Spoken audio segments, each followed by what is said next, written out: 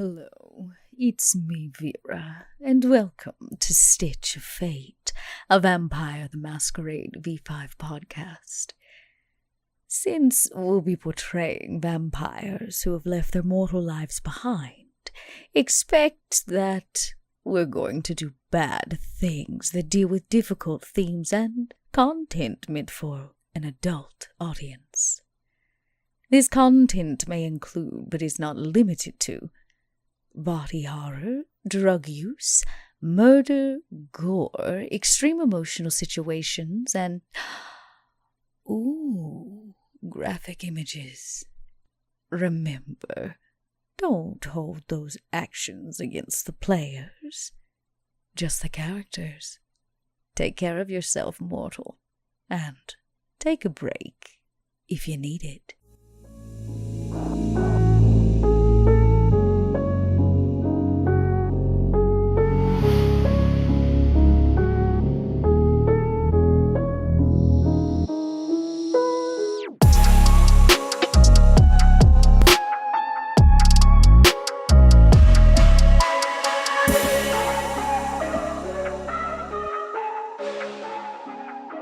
The jangling of the door attached to the bell closes as it finishes ringing through this quiet room. You actually do stand, Max and Duke, in the middle of a secondhand shop. Random bits of furniture, some CDs and VHSs line another wall, and over by the window, a mannequin with, I guess you could call it a rather fashionable outfit, sits up front where a coffee table and a nice old diner chair fill out that frontal view completely. Before you, the older blonde woman looks to you and clearly gives you a forced smile, mostly focusing on Duke. Please, if you'll just follow me. Is there anybody here you're looking for specifically? If Johann happens to be available, that would be pleasing. Understood. Eyes, ears, hands, legs, and other appendages to yourselves, please, and stick close. Dismissively, she kind of turns on her ball of her foot and walks out to the what you would consider the employees' only door to the back. But instead of being greeted with a storage room in back, you're instead greeted with a giant staircase, one that does not fit the rest of this building. While the front is old, maybe 90s, 80s shelves filled with random assortments of decades-old things to buy, you are then greeted as you pass through the door, an elaborate, gorgeous wooden staircase that leads up, and as it turns to the left and goes down, it sticks to a narrow hallway that goes up and down as well, and the hallway itself is walls of concrete. The stairway itself just singly sticks out here. She looks up and down and shakes her head a bit and begins to trek up the stairs. If you look directly up, it is stories and stories tall, not remotely suited of the building itself. You've been within the Chantry annexes before, and it always seems to go like this. Sometimes you don't even see the same thing twice. And sometimes you're only shown what they want you to see, walking through a door, directly entering a small room where they keep you. But for whatever reason, in this part, out in this annex, you traverse stairs, stories up, 1, 2, 5, 10, eventually 15, 16, and on the 17th story, she stops. A small wooden door to her left she opens, and you are now greeted instead of an apartment hall, a gorgeous flush velvet red rug that just goes downward. Little doors that have no windows in them line the left and the right, and you're not entirely sure they're countless. You could sit here and count each one, but it would go on forever.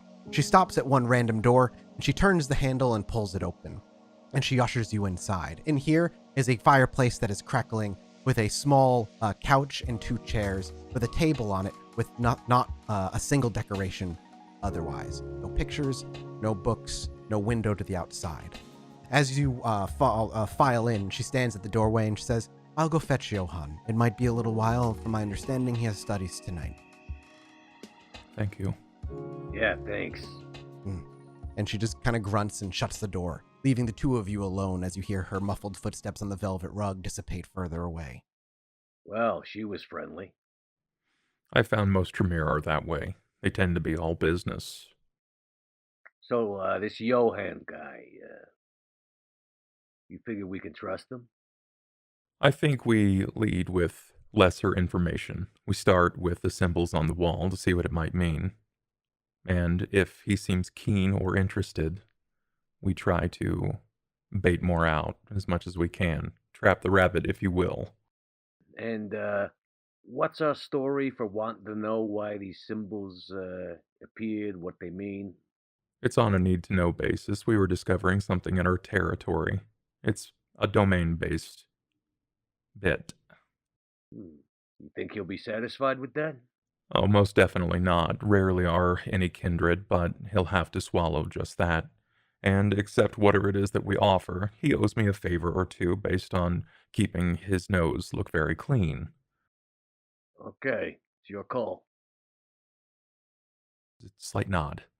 And you're left to linger for minutes, which eventually turns into close to an hour before eventually the door just swings open. And instead of seeing the same woman who delivered you here, instead you see a very familiar and equally disheveled young boy, maybe in his early 20s, his hair in a top knot but bits and pieces strand outward. He has a goatee that lines very thinly from under his nose down to his chin, and his whole attire is half buttoned up shirt and half tucked in. He looks hurriedly put together. And as the door shuts behind and he spins around to see you, a great big grin crawls across his face as he runs up and he puts his hand out. Duke, it's been a while, and I love it when I get to see you. And he just smiles. There is the most assured excitement on your face. I can read it clearly. It's a pleasure to see you as well, Johann. I love when you talk like that. And he just kind of brings your hand down and he gives it a shake. And as he turns to look over, that excitement quickly kind of dissipates and melts as he's greeted by the large bat-like figure that is Max. And it is good to meet a friend of Duke's. Well, let me know when you do. Max, this is Johann. Johann, this is Max. Good to meet you. I'm going to take a guess and say Nosferatu. And he just grins. Yeah, you're really bright. I can tell. Quite a sharp tack you got here. The grin dissipates. My excitement get the better of me, and he turns back to Duke. Duke, I have a rather busy night, but when I heard you were here, what can I do? What is it that you bring me to my doorstep? Well, I mean, you're clearly the answer man. You managed to discern that I was Clan Nosferatu within 5 minutes. I was making it was a joke. I apologize. Yeah, it's funnier the 1 millionth time, believe you me. Duke, how can I help you? And then he just cuts down back over to Duke. Well, something's happened in our territory, Johann. We have stumbled upon something that is complicated. Okay. Something you need a little help with, sure. Right. Well, the problem is we've discovered a bit of a body. And it's not your problem, but we found some symbols around the body. We think that there is something a bit odd or fishy about it. It's just outside of our wheelhouse. Okay, well, I would love to help, and I'm sure I'd be able to. But I'd have to run it through a few others first. I mean, you could give me the symbols, and I could bring it to I could bring it to my teacher. Or it might even make its way up to the High Regent. I'm not sure. You know how these people are. You know how I they do. are. I do. I understand. I do. It's unfortunate. I was hoping that this could stay in-house for reasons. I mean, I could get in trouble if anybody figures out that I'm helping. Especially, how about this? Let me see the symbols. Maybe they aren't super illegal or something for me to share with you. Maybe. Certainly. And his eyes widen. The big now brown eyes just kind of gazing at you eagerly as you reach into your pocket and you pull out the drawing. Produce the drawing. And you hand it over to him, and he grabs it from you and just quickly brings it up. He actually pops out some glasses from his pocket and slides it over his ears and holds it out in front. And he kind of looks it over for a minute. Now, is the drawing just of the symbols, or do you actually give him like a drawing of like the halo and like the representation of how it was? It was the symbols and the halo. That's okay. So pretty just much it. The halo and the symbols around it. Yes. He starts looking at it, and he quickly detaches from you and begins to very slowly pace around the room. This doesn't make any. And he kind of like looks back to you. This doesn't make any sense. I mean, What's your knee-jerk reaction here, Johann? Unfinished. What do you mean by that? All right. He looks around kind of nervously, back to Max for a moment, and then over to the door. Without giving you any specifics, these are used in our line of work, we'll call it, regularly. Symbols, rituals, runes, some might even call it. It's blood magic, but they're not finished. It's not done. It's not a complete rune. Whatever they were doing, they still had a little bit more to go. There's missing bits to this. Whatever the ritual they were hoping to accomplish was, well, this, and he kind of just gestures. This is all meaningless garbage. What might they hope to accomplish with something like this meaningless dribble?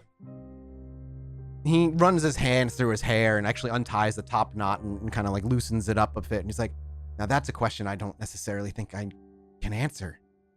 Not at my stage. I'm still learning.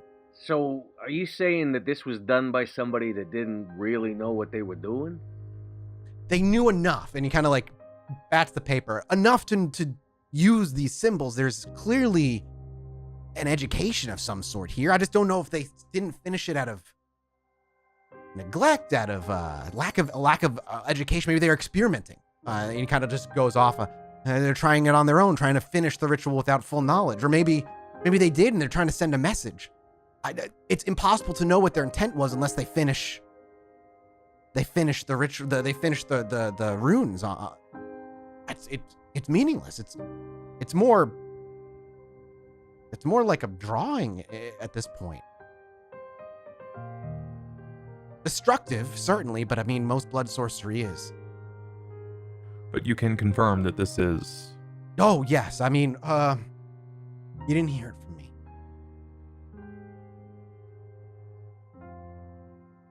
Very well. Johann, what might it take for you to discover this? You see, we have this relationship, and I don't speak of it to many people, and, well... Adam, I'd have to take it higher Johann, up. The adage goes that if I scratch your back, you scratch mine. I would need to... I mean, how important is it? Is this a secret? Let's just assume that it is an incredible secret. Okay. And you know how You know what? I approach things with my candor. It's really hot in here. Do you want to go for a walk? I suppose that shouldn't be a problem. I still have a little bit of time left before I need to head back to what I was working on. And honestly, I haven't seen the sky tonight anyway, so let's go for a little walk. I'd like to assess if he's Wits just insight. trying to get out of here. Wits insight. Yeah. I got one success. Yep. I mean, it's enough to tell that he is being clearly wanting to leave. Yeah. And if you go along with, he eventually makes his way down the stairs, leads you out, and walks out the front door, the blonde woman not even being present at the front desk this time around. And as you make your way out and head down a nearby alley and begin to walk, and the annex falls further and further into the distance behind you, swallowed up by the sea of buildings that is New York, he eventually kind of lets out a sigh and turns around. Okay, sorry. Things could hear in there that we might not be aware of. It's just how it works. I'm willing to help you out here. I won't bring it to anybody else. I'll hit the libraries myself. I'll try to do some research. I'll try to decipher what the hell it could have been. But I am going to want something in return. If I get caught, I'm the punishment for accessing books that I shouldn't have access to. Maybe you ought to think about the punishment for not doing what we say. When that kind of comes forward, his eyes immediately break from Duke and they go to Max, and there's a little bit of a concern that crawls across his face, and he's like, really? I wasn't going to go that far immediately. There is certainly more there lingering. Max, if you would, continue. Would it be possible for me to do a strength-based intimidation? Absolutely. Yeah, I'd say babe. strength plus intimidation. As you step forward. 4 successes. And you let those words linger. Johann, I've kept you clean now for a long time. And Nobody's wondered how you manage to move so much product and have so much success. I like to think that I am, well, let's just say that I will stay in your gratitude. This would mean a lot to me. And in turn, I'm willing to continue maintaining our healthy relationship, but I'm also interested in finding out what it is that you as a person might need. We've had a healthy relationship. So what might you want? He gently nods along as you kind of spiel this, but his eyes never leave Max as he's made that one statement clear, looming in the background behind you as you try to diplomatically deal with him. As he does so, Max just sort of leans forward a little further and goes, "In case you can't tell, he's the good cop." His eyes from there snap away and he kind of blinks a couple times and looks to you. Yeah, okay. All right, yeah, I can help. I just gotta give me a few nights. It's not something I can get to every night, and I might not be able to pour that much time into it. Certainly. I'll take care of it, okay? I'll see what I can do, and I'll find what I can. Practice care. We understand that if you're going to go behind the backs of your elders, that this might, if the Regent finds out, you're in trouble. But if we don't solve this, there may be something worse that's happening in our domain. So we're trying to nip this in the bud, if you will. Yeah, okay. All right, I'll do it. I'll look. Yeah, think of it as your civic duty, huh? I wouldn't want to think of it any other way at all. Just make me a promise, Duke. And as he looks back over to you, if I get caught and I get in trouble, I just might need a quick way out of the city. Very well, that shouldn't be a problem. I have my ways, as you know. Yeah, the Drac Pack deals kind of nefariously and quietly, we all know. Thank you for understanding, Johann. Yeah. And thanks for keeping me company tonight. And he smiles to you and then awkwardly over to Max as he kind of crumples the piece of paper with symbols on it and quickly tucks it in his pocket.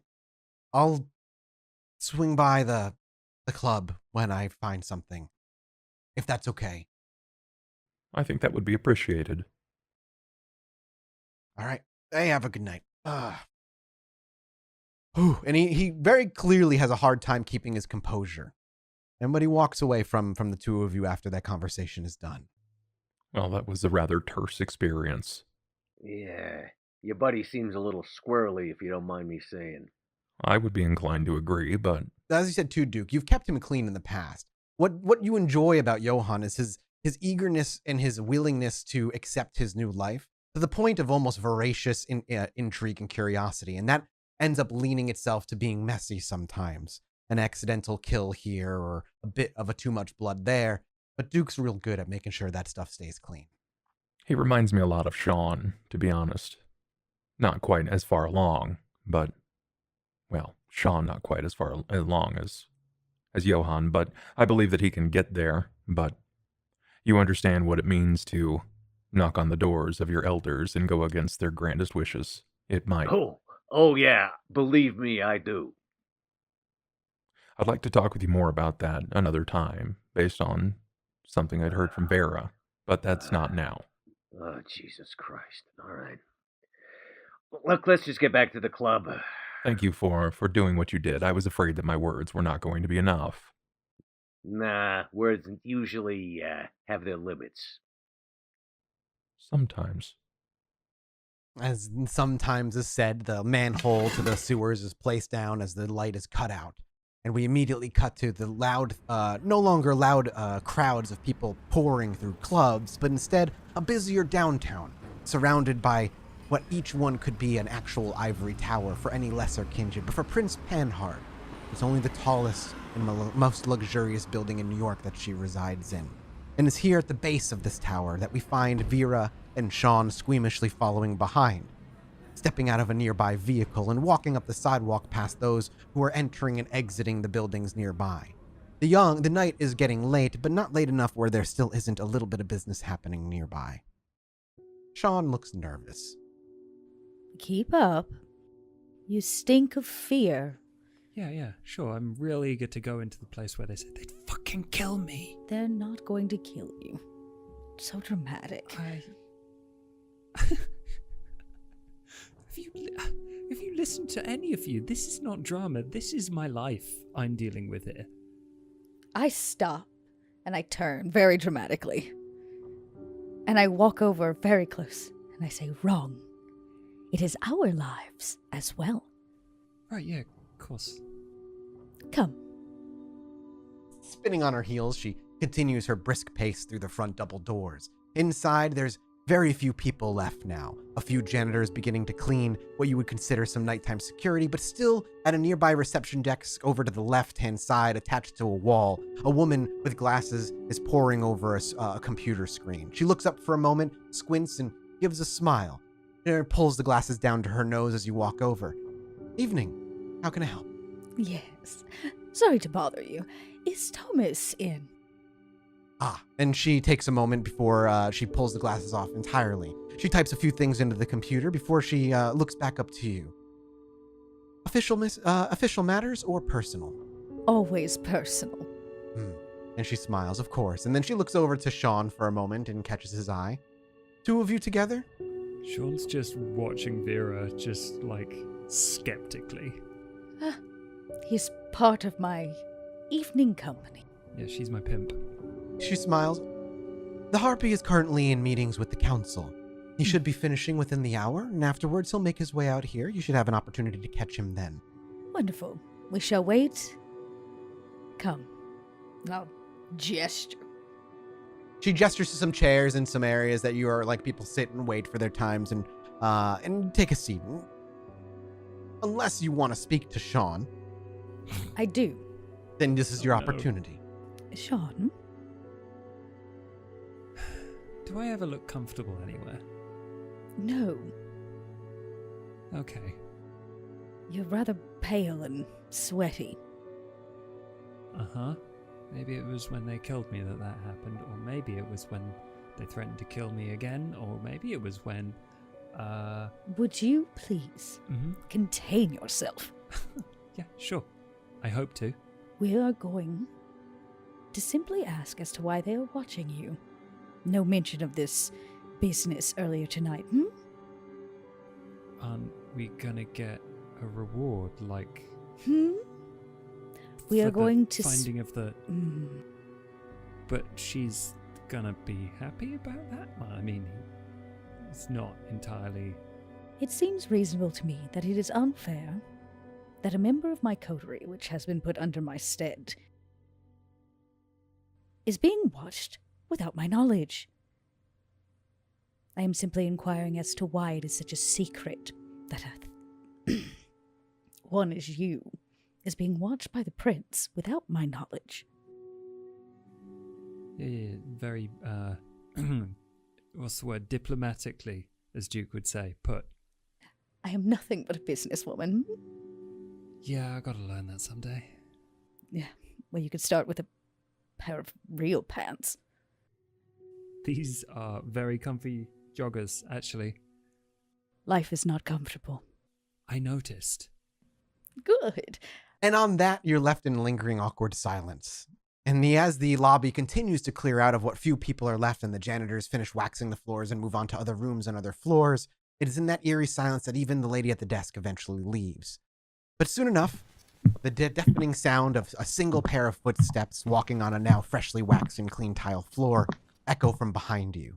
And as you stand to spin around to face them, you see a man dressed in a very clean suit, a blue kerchief sticking out of his front pocket, and some dimmed sunglasses with a curly mess of hair, completely clean-shaven, and somewhere within you would put him somewhere within his 40s.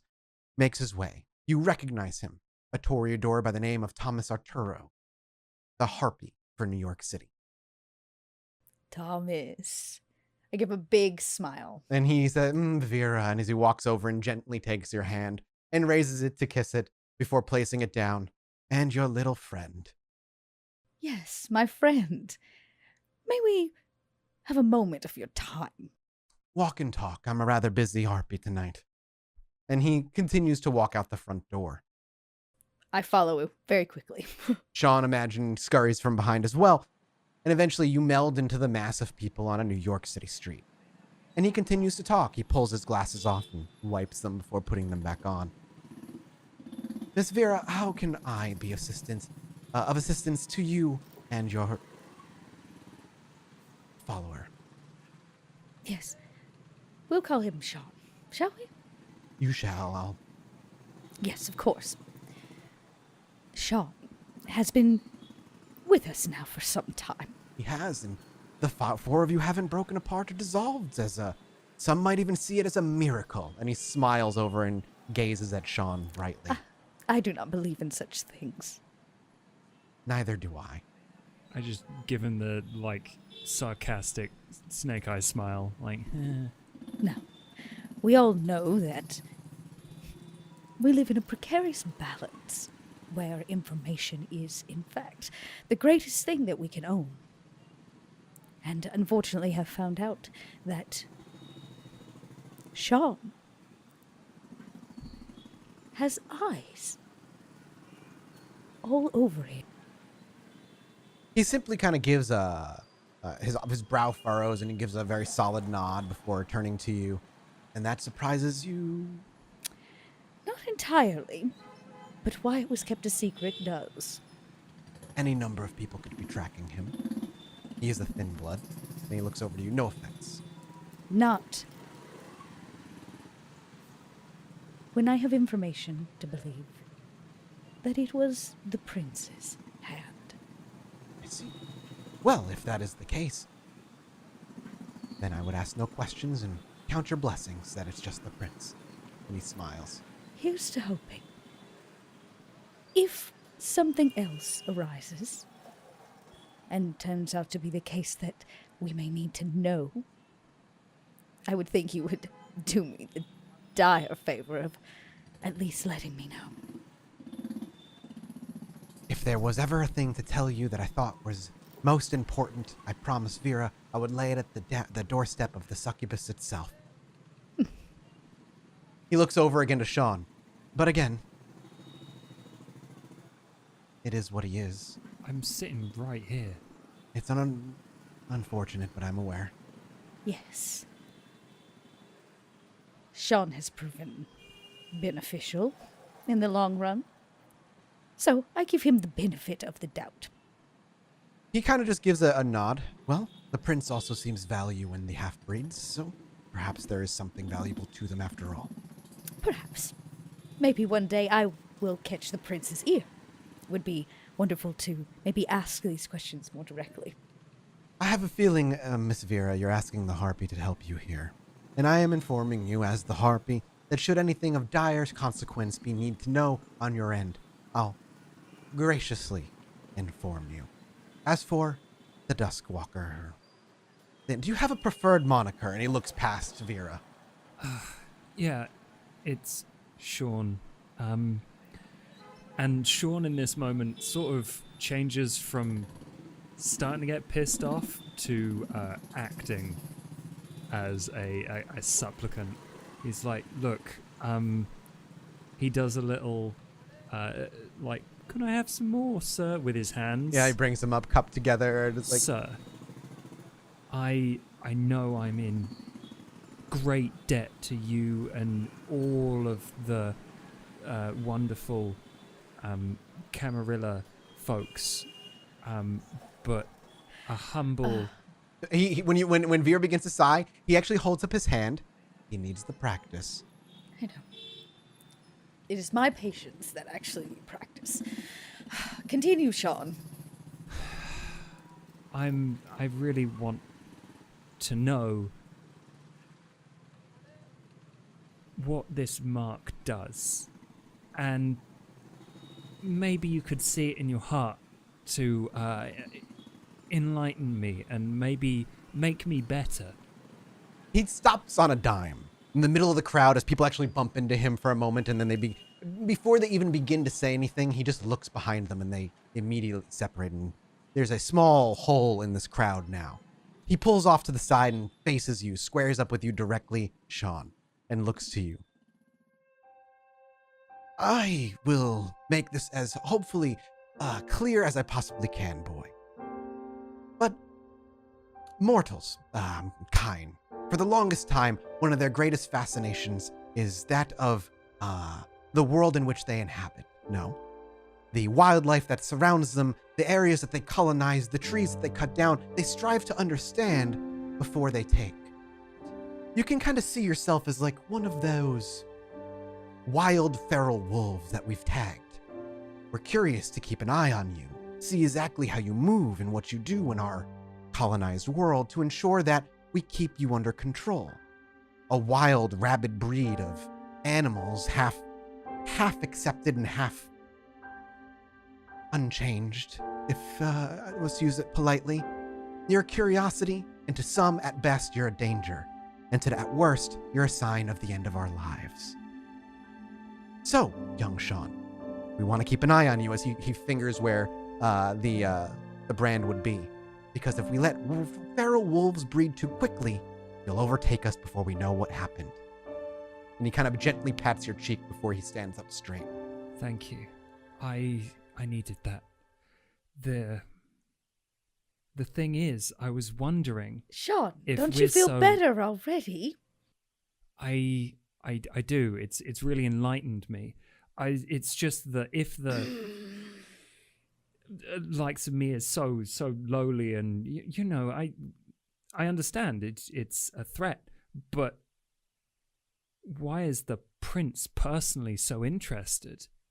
Because, my boy, the prince, for some bizarre reason, acceptable or not, has a soft spot for your kind. She can't have those she's brought into the Camarilla betray her, could she? Of course not. I wouldn't even consider it. I can't even imagine the sort of power you wield. But you may not consider it, but many of others of your kind have and continue to on these common nights. You know what? That's right. I don't spend a lot of time with them.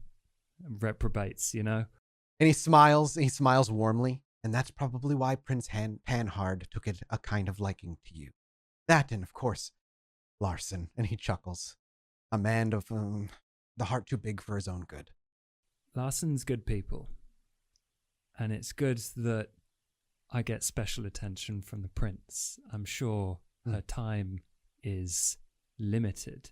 And precious. I can't imagine the share of it that we Thin Bloods get is greater than what you get, is it? It could never be. The Thin Bloods... I feel as though you are trying to rile me up, Mr. Shaun. These questions have gone from intriguing to bothersome, and he turns to Vera. Thomas, your time has been precious. Thank you for your wise words of wisdom upon us both. How is the club handling, by the way? Any consideration to move it to the rack? You know the prince would quite enjoy that. It's rather prosperous, in fact. I'm considering an expansion. Well, I'm eager to hear of your future plans. And the invitation is, of course, kind, but what do I have to offer the rack? Yeah? You would do nothing but enhance it. So you think. He chuckles and looks back over to Shaun before back to you. Well, I have meetings to attend to. I hope you enjoyed our brisk little walk on this clear evening. It was quaint. Some might even say enlightening. And he chuckles. Oh, I would. He does a very big, grand bow. Is it obviously sarcastic out of curiosity? God. It is. He just kind of gives you a smirk, and he turns and before he leaves, just another night then, and he waves, and he blends and disappears into the crowd, leaving the two of you off by the side, as kind of left alone. Do you feel better about yourself? Glasses on at night is tacky. Let's go. Listen. Your sass is less than welcome. Working hard, I You seem to enjoy it. enjoy a lot of things. Your sass is not one of them. He did, though. Yes, well, I know all kinds of things that he likes. I do not want to know. Now, I'm a bit concerned about the eyes. Cannot imagine that the prince has a single set on you. So, moving forward, you're going to need to be a bit more aware. If I need to get anywhere unnoticed, I could probably give it a good go. This you don't want to be seen with me, that's fine. Please. I can be seen with anyone I want. This is more about the safety of everything we have built, yeah? Yeah, well, I don't want to get anyone in trouble more than I already have, apparently. It's not...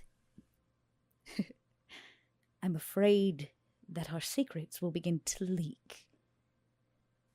We don't have any secrets. I gesture to myself grandly. I have no secrets. Unless you're hiding some sort of magic, very thin book under that bodice, then... Watch your words. Yep. Okay. I'm just saying that I'm here for all of us. So you just need to be careful wheeling and dealing on the streets. Hmm? It's profitable. You can't deny that. I will not deny it. You can wheel and deal in the club. But on the streets there are eyes, and there's a school a few blocks up. Yeah, and a very different demographic. As true as this may be, it puts much more devious eyes on us. The last thing... Are you gonna argue Don't look at me like that. Did you think a bloodsucker like the prince gives a rat's ass about how much dope I, shovel to whoever comes by? You think that the prince is the worst thing to worry about? I mean, yeah. The prince doesn't give two flying bats about us. We have much worse things when you wheel and deal to children.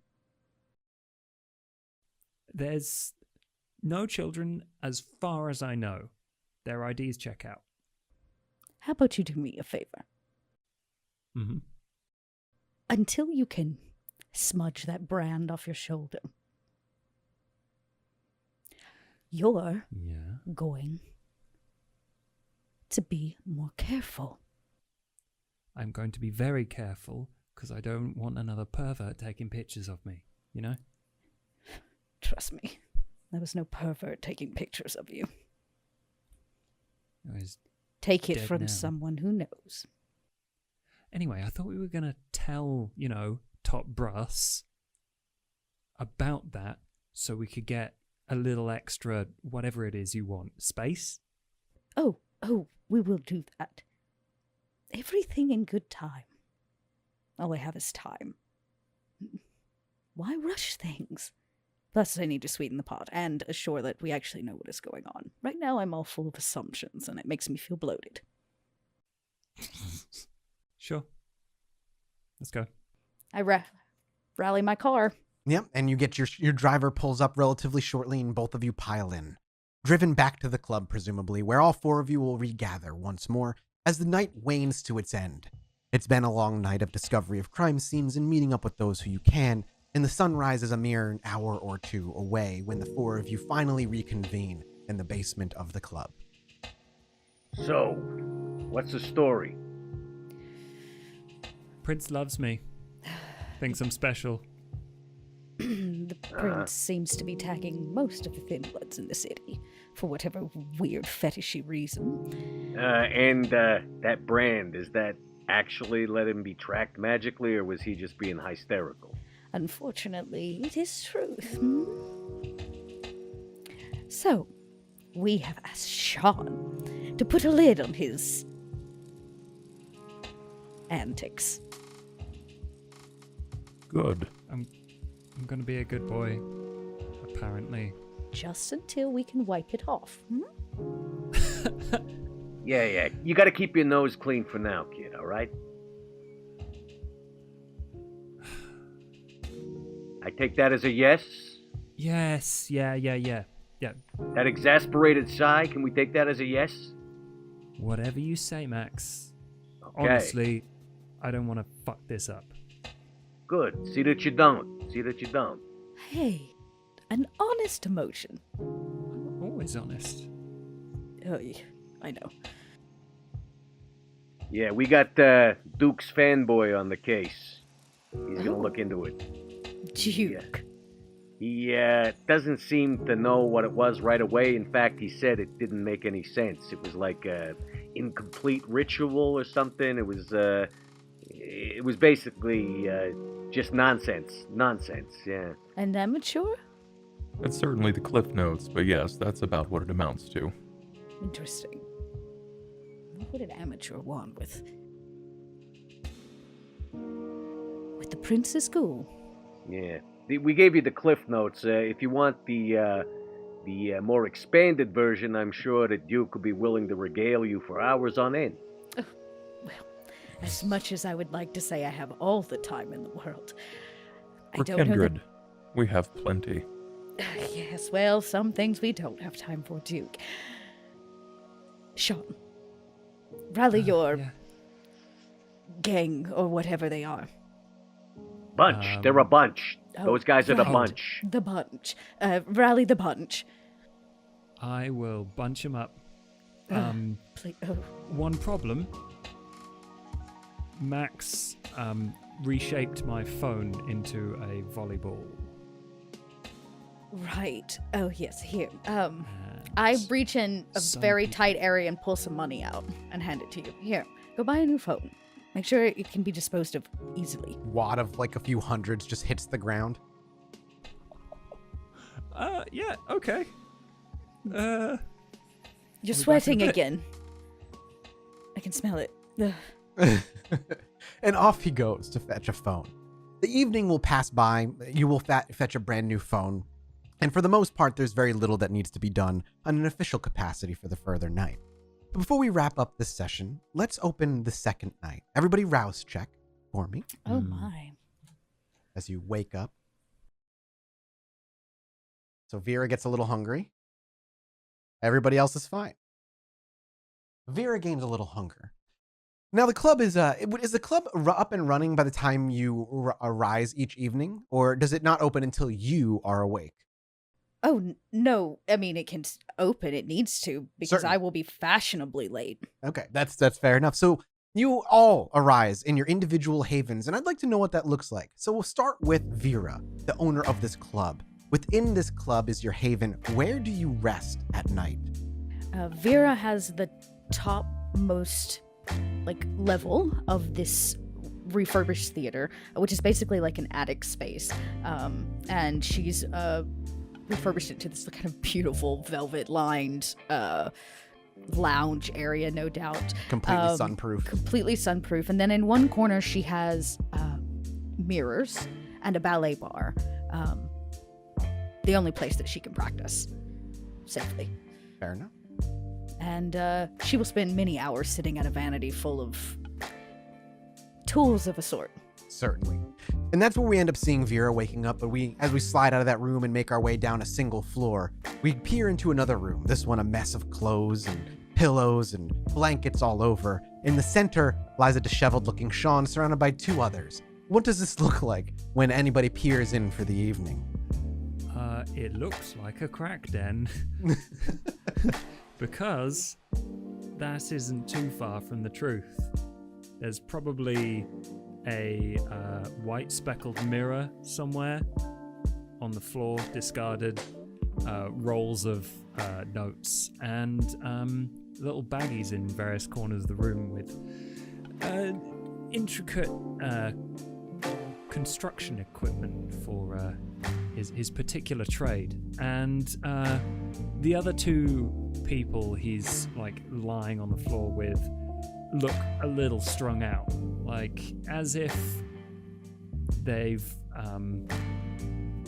inherited whatever it is that Shaun is or does to make him look so tired all the time. And Shaun's probably just lying back with like resting on one of them. Yep. He's been awake for a very long time at this point. Certainly. And he like rolls one of them over. He kind of goes with a grunt, but just kind of moves. Yeah. And sparks up as you stand up and get ready for the evening. And the camera kind of follows you as you walk out of your room, and it swirls down to the actual club floor that's filled with people at this point. Up above, just on the balcony, we can actually see Vera stepping out as well. Vera and Shaun both overlooking, but the camera doesn't stay there as it swirls back downstairs, where Duke and Max end up spending their evenings. What does Duke's little haven, if you'd call it that, look like? My haven's actually just upstairs behind stage. On the main floor. Got it. It was the original staging area for right. For the ballerinas. It was the dressing rooms. And this has been fixed to be minimal.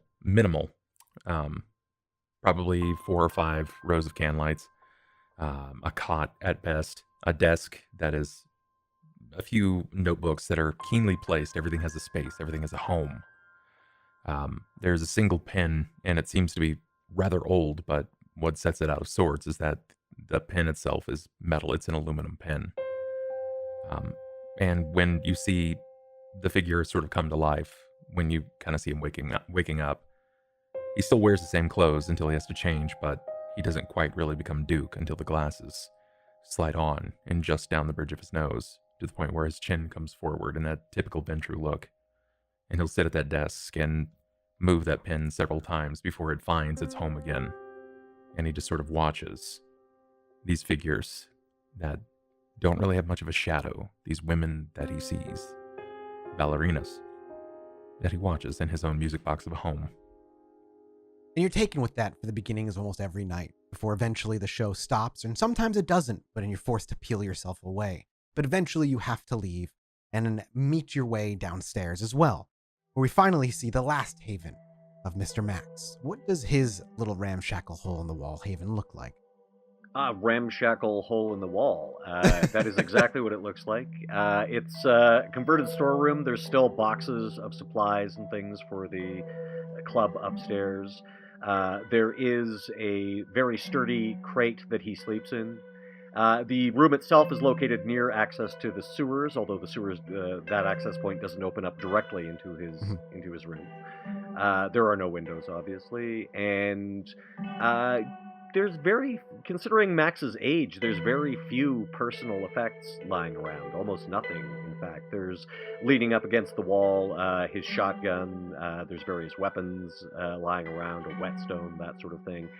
However, there is, as mentioned in a previous conversation with his ghoul, Sam, there is a very beaten-up copy of Action Comics #1, as well as several, what would be, if they were in any kind of good shape, valuable comics, Detective Comics #27, Whiz Comics #2, all these very, very important comics, and most of them have been damaged and they're dog-eared and whatnot. They're also suffered some burn damage, and they're in fact the only thing that he was able to rescue from his previous haven. And this mighty little closet that is once yours certainly is a stark reminder every evening as you wake up of how far you've fallen from where you once were. But there's not much time in this night to enjoy such luxuries, as instantaneously you are alerted, Vera, by a local, one of your bouncers, that you have company from a Mr. Larson, who's here to see you this evening. Oh, a surprise visit. I am underdressed. You were expecting him this evening. Oh, I was. Yeah, he said he was going to come back the next night for information. Right. Mm-hmm. Yes, well, show him to the VIP booth. I will be there momentarily. Certainly. The bouncer kind of gives you a head nod and makes his way down. Do you gather the rest of the coterie? Yes, of course. One by one, Vera shows up at your door, first at Shaun's, then at Duke's, and finally at Max's, to let you know that Mr. Robert Larson has arrived, as scheduled. So we're meeting him in the VIP room? That's where she sent him. Is that isolated, or can it be viewed from the rest of the club? It is an isolated, like, VIP smoke lounge. I imagine that's, like, upstairs? It's upstairs. It's kind of velveted, roped away. It's not as, like, secure as the basement would be, because the basement's kind of ignored, but it's pretty fucking private. Okay, so yeah, so there's no chance of being observed I don't need Yes, to. no, this is built specifically for her to take her guests up there and talk business that's not human business. Okay, well, I'll cloak on the way up there, obviously, but then I can be visible during the meeting. As you all file in one by one, unless there's any conversation that wants to be had beforehand, he's already sitting in a booth in your VIP area. He's leaning on both of his elbows on the nearby table with his hands resting on his knuckles, and as you arrive, he quickly snaps up and places his hands on the tables and stands and greets you each as you walk in, with obviously Max not being greeted until after the door is shut and he shimmers kind of into appearance in front. Good to see you. Thank you for meeting me so timely. I know it's kind of early. Yes. We promised you some bit of information. So you have information then. And he actually kind of sits up straight when you say that, and he actually gestures to the booth so it's his prerogative to invite you to sit. Yes. I seat myself. We did some legwork, gentlemen. Would you like to inform him as to what we found? Yeah, they're fucking tracking us. You know that, right? Well, that is what we found out secondarily. I mean, first. Long story short, the ghoul is dead. He actually does loosen his stance a bit and he sighs. That's what I heard, but I wasn't. Do you want to see him? Yeah, No. he was all the way dead. And I pull out the drawing in my notebook. It's like, this is the state we found him in. You slide the piece of paper across the table and he pulls it forward and looks at your drawing of the dismembered body. Do you have the symbols up there as well, or are you just showing him like a drawing of the body? I don't know how many drawings you did. I think well, that's a question. Did we want to obscure those signs? I think something you guys would have decided beforehand. Given that we're now having someone look into that, Max redid the drawing, so it's just sort of like some generic symbols and sure. Yeah, there was some kind of symbols on the wall. I don't know. Oh, and he kind of pulls it forward and his eyes widen a bit. This is. I'm sorry. And he looks over to you that you had to walk in on such a gruesome scene. Wow. Damn right. And he looks at you, kind of squints. He's like, yeah, those don't look like anything. Kind of gesturing at the symbols, and he places the paper on the table. Wits insight. Yeah, you may wits insight. But again, Max specifically obscured, kind of did like a nonchalant job on the symbols so they don't look the same anymore. One success. Yeah, it seems like he's being honest, at least so far. The body was acquired, dealt with. The scene wiped. Okay. Well, that was a lot more simple than I was expecting. And this is it. Body, we don't know why. I mean, that's a problem. But if the prince can be informed at the very least that the ghoul has been found and the scene has been cleaned up and no masquerade breaches has happened, I imagine she'll close the book on it and let it go. Imagine that. Didn't look like the place had been disturbed. He'd been dead, I'm gonna say 5 or 6 days when we found him. It doesn't really make... And he just kind of cuts himself short as he's clearly musing openly. Was there anything else then? Just the body and... Why did you anticipate that it was going to be much more difficult?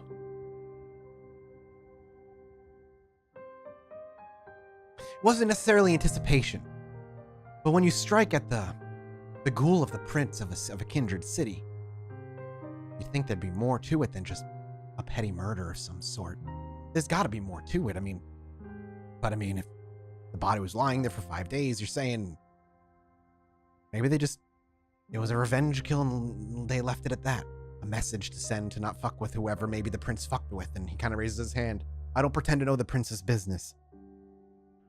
There's a correlation that I'm detecting, Mr. Larson. You brought this specifically to us. There's a reason that you did that. Yeah, and it's not exactly a coincidence that pictures of me were on that dude's laptop. His eyebrows raise. I didn't know about that point.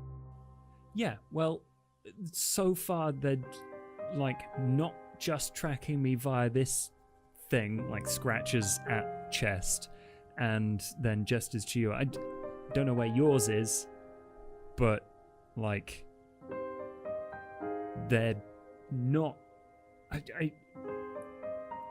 I Mr. don't like these Larson, people. why would the ghoul of the prince have pictures of Shaun on his computer? Oh yeah, let's get another explanation of that. I apologize to disappoint, but I'm not entirely sure, unless Shaun has been up to something that's worthy of watching. I am so boring, so dull. No one cares. Nope, not me. Didn't do anything.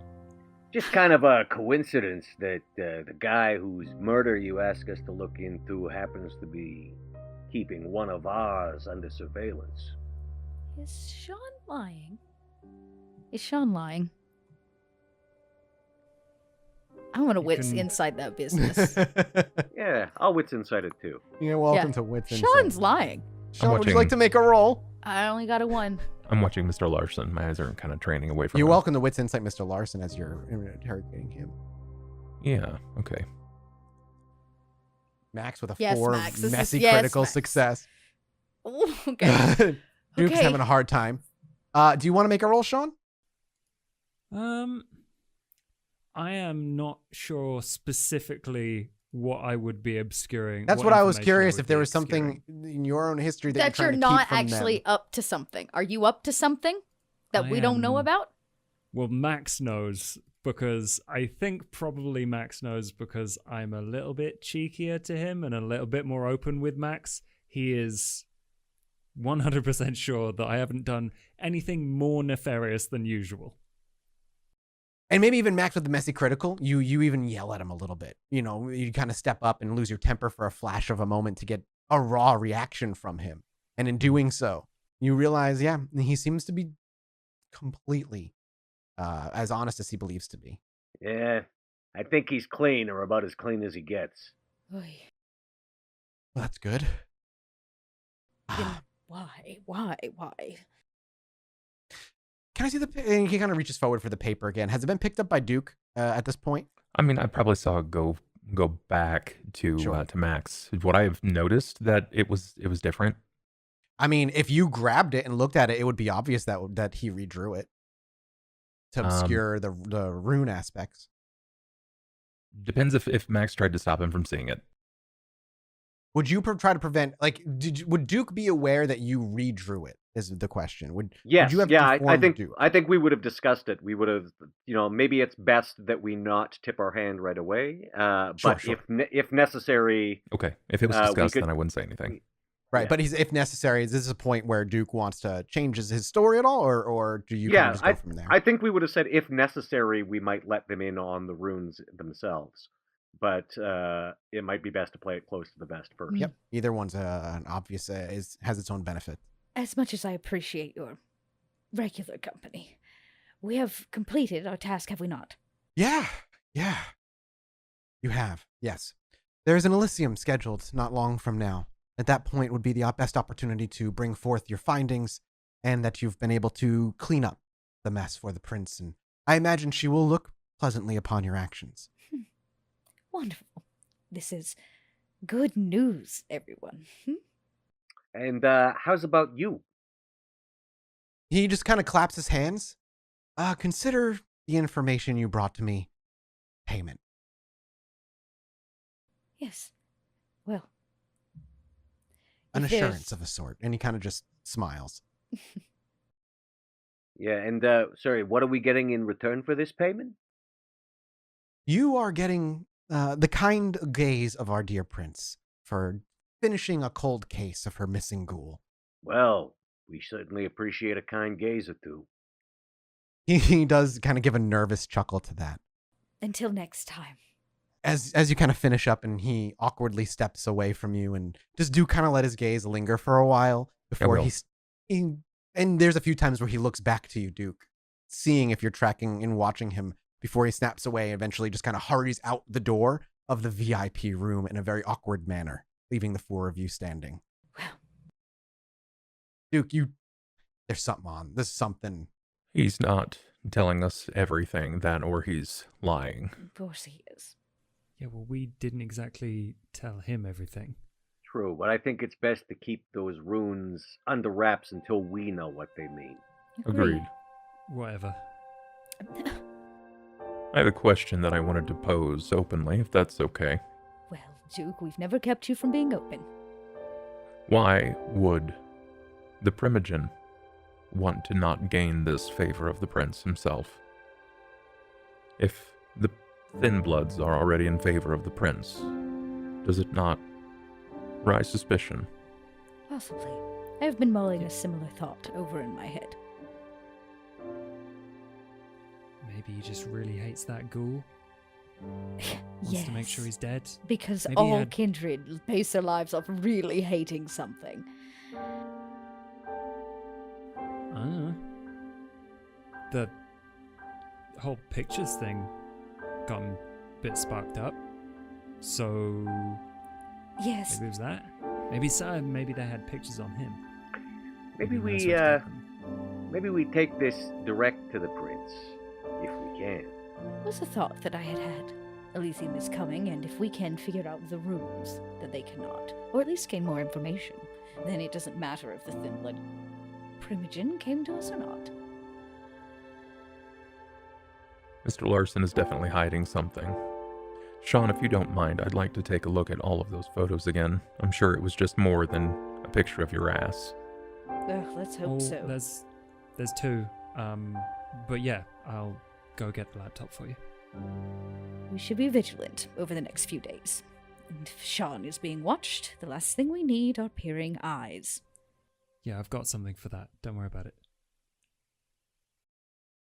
Aren't you clever? Shaun scurries off to grab the laptop. And as the night kind of collides and as everybody begins to piece their little puzzle pieces together and re-go over evidence with an Elysium on the horizon and a confused Thin Blood Primogen leaving mixed messages and an incomplete story, we'll leave our coterie here for now. And when we return, the mystery will continue as Session 2 reconvenes in a week's time. We'll leave it there.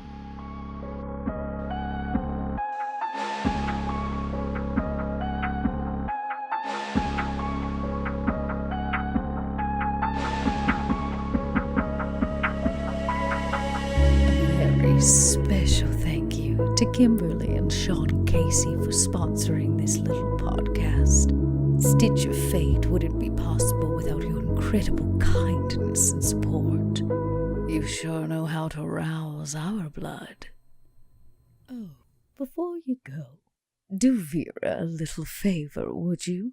Break out that Masquerade breach in your pocket and follow us on Facebook and Twitter at Pod by Night or Stitch of Fate.